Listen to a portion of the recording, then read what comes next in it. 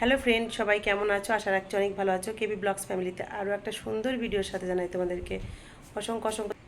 তো যাই হোক বন্ধুরা, আজকে কাকে নিয়ে কন্ট্রোভার্সিটা করবো সেটা তোমরা থাম্বনেল টাইটেল দেখেই বুঝে গেছো। আর মঙ্গলা মাকে নিয়ে আমি কিছু কথা আজকে বলবো, যেটা হচ্ছে আমাদের ধর্মকে নিয়ে উনি খুব এক কথায় ছিনিমিনি খেলা যেটা বলতে পারো। আমাদের হিন্দু ধর্মকে নিয়ে উনি অনেকটা কি বলবো, নিচে নামছে, নিজে নিচে নামছে। কারণ আর সবাইকে নিচে নামাচ্ছেও। তো সেটা নিয়ে আজকে কিছু কথা তোমাদের সাথে শেয়ার করব। যাই হোক, আমার পিছনে এই যে মা দাঁড়িয়ে আছে, একদিকে আমার দয়াময় গোবিন্দ দাঁড়িয়ে আছে। তো কৃষ্ণ কালী, উনি কৃষ্ণ কালী ভজে, আগে কালী ভজতো, এখন কৃষ্ণ কালী মাকে ভজে। তো যাই হোক, ভগবানকে আমি শত কোটি প্রণাম জানিয়ে আজকের ভিডিওটা স্টার্ট করছি। তো দেখতে থাকো ভিডিওটা, পুরো ভিডিও দেখো, দেখার পর তারপরে তোমরা একটা করে কমেন্ট করবে, লাইক করবে, যেটা তোমাদের মন্তব্য সেটাই তোমরা করো। তো যাই হোক, চলো বেশি ফালতু বকবক না করে দেখতে থাকো ভিডিওটা। আগে বলি, তোমাদের মঙ্গলা মাকে তোমরা অনেকেই চেনো, আবার কিছু লোক এখনও পর্যন্ত চেনেনি। তো আমার এই ভিডিওতে অনেকজনেই চিনতে পারবে। তো যাই হোক, মঙ্গলা মা আগে করতো চিপ ফান্ডের একটা সংস্থায় কাজ করতো। তো সেখানে কিছু নাকি টাকা পয়সার সমস্যা বা মেরে দেওয়ার কারণেই ওকে ওইখান থেকে বার করে দেওয়া হয়, চিপ ফান্ড থেকে ওকে বার করে দেওয়া হয়। তো তারপরে হচ্ছে উনি কালী পূজা করেন। কালী পূজা করতে করতে হঠাৎই ওনার মাথায় ভূত চাপে যে নাকি কৃষ্ণ কালী মাকে উনি স্থাপনা করবেন। তো তারপরে মাকে নিয়ে আসেন, নিয়ে আসার পর সোনামা, সোনামা বলে উনি ডাকতো, আর মঙ্গলা মাকেও সবাই সোনামা, মঙ্গলা মা বলে ডাকতো। আর ওনার হাজব্যান্ড নাকি ফুচকার ব্যবসা করে। তো তাতে ওনাদের পোষাচ্ছিল ছিল না, সেই কারণে উনি একটা বড় ধান্দা সৃষ্টি করে, যেটা হচ্ছে বর্ধমানে বাড়ি ওনার। তো বর্ধমানের ওদের বাড়ির এলাকার লোক, আশেপাশের লোক প্রচুর পরিমাণে খেপে গেছে। কারণ কি সেটা তোমাদের আমি বলছি। কারণ হচ্ছে উনি পূজা করার নামে ভণ্ডামি করছে। ভণ্ডামি করছে কারণ সেটা কি বলবো, সেটা বলছি। কারণ উনি নাকি সবাইকে চাকরি দিচ্ছে, উনি নাকি সবার বিয়ে দিয়ে দিচ্ছে, উনি নাকি যাদের বাচ্চা হয় না তাদের বাচ্চা হয়ে দিচ্ছে। দেখো, ভগবান, স্বয়ং ভগবান এই যে আমার কাছে দাঁড়িয়ে আছেন, উনি উনি একমাত্র ঠিক, ঠিক আছে? এই যে মা কালী, আমার দয়াময় গোবিন্দ, উনি একমাত্র ঠিক। তাছাড়া পৃথিবীতে মানুষ হচ্ছে দু নম্বরই। মানুষ কোনো দিন পারে না মানুষকে কারো বাচ্চা হয়ে দিতে কিংবা কারো চাকরি পাইয়ে দিতে। তাহলে না কোনো মানুষ গরিব থাকতো না এই যুগে, ঠিক আছে? সবাই বড়লোক হয়ে যেত। তুমি যদি এতই ভগবান হবে, তাহলে কেন তুমি টাকা ঘরে ছাপিয়ে হচ্ছে কি বড়লোক হতে পারছো না, তাই না? তো যাই হোক, রিসেন্ট কিছুদিন আগে দেখলাম একটা ভিডিওতে, ওনার একটা ইউটিউব চ্যানেল আছে। তো সেখান থেকেও কিছু ইনকাম করে।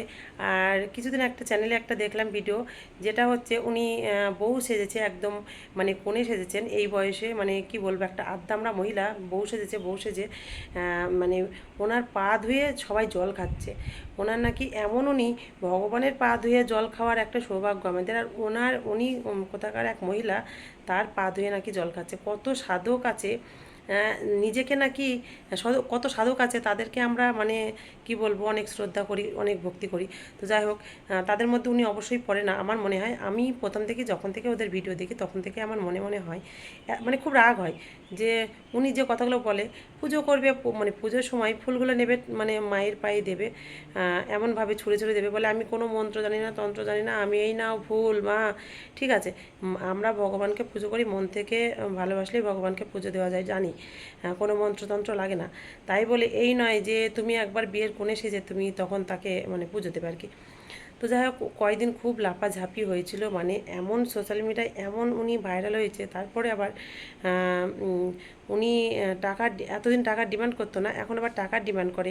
ইউটিউবের থেকে প্রচুর আর্নিং হচ্ছে। তারপরেও আবার উনি শুনেছি নাকি বাংলাদেশ থেকেও কিন্তু অনেক দাদা ভাইরা এসছে, আমি নিজের চোখে দেখেছি ভিডিওতে। উনি বলেছেন বাংলাদেশ থেকে আমি স্বপ্ন দেখে এসেছি। তো জানি না কি সে কতটা সত্যি। তো আমার এটাই মনে হয়েছে যে উনি হয়তো এখানে যে কোনো কারণবশত এসেছিল, সবার লোক মুখে শুনে হয়তো গেছেন। তো যাই হোক, সেটা বড় কথা না। তারপরে ওদের পাড়ার লোক তো কি বলবো, প্রচুর পরিমাণে খেপে গেছে। আর এইভাবে উনি প্রচুর মানুষের কাছ থেকে টাকা নিয়ে 3-4টে জায়গা অলরেডি জায়গা কিনেছে। এক জায়গায় হচ্ছে 80 লক্ষ, এক জায়গায় হচ্ছে 20 লক্ষ, এক জায়গায় 10 লক্ষ টাকা দিয়ে এক এক জায়গায় জায়গা কিনে রেখেছে। তো উনি এককালীন ছিল মানে খেতে পেত না ঠিকঠাকভাবে। তো সেইখান থেকে দাঁড়িয়ে উনি কৃষ্ণকালী মার নাম করে এত পরিমাণ সাশ্রয় করছে, মানে টাকা ইনকাম করছে মানুষকে লোক ঠকিয়ে, কি বলবো। মঙ্গলমা মঙ্গলমা এত পরিমাণ লোক ঠকাচ্ছে, আমি আজকে সত্যি মুখটা খুলতে বাধ্য হলাম। তো যাই হোক, আমি অন্য কিছু বলতে চাই না, একটা কথাই বলবো, মানুষ সত্যি মানুষ, এখনকার মানুষ আর মানুষ নেই। মানে কি বলবো, কিছু বলার নেই, আমার মুখের ভাষা নেই। আমি সত্যি কথা বলতে গেলে আমি আবার অতটাই মানে এইগুলো আমি ভণ্ডামিগুলো খুব একটা বিশ্বাস করি না। হ্যাঁ, অবশ্যই ভগবানের ওপর আমার মানে হাজারো কোটি প্রণাম, ওনার ওপর আমার ভরসা আছে, কারণ উনি ছাড়া পৃথিবী অচল, উনি আমার শেষ ভরসা। আমার প্রথম দেখা উনি, শেষ দেখাও যেন উনি হয়। তো যাই হোক, ভগবান তো অবশ্যই আছে, ভগবান ছাড়া পৃথিবী চলে না।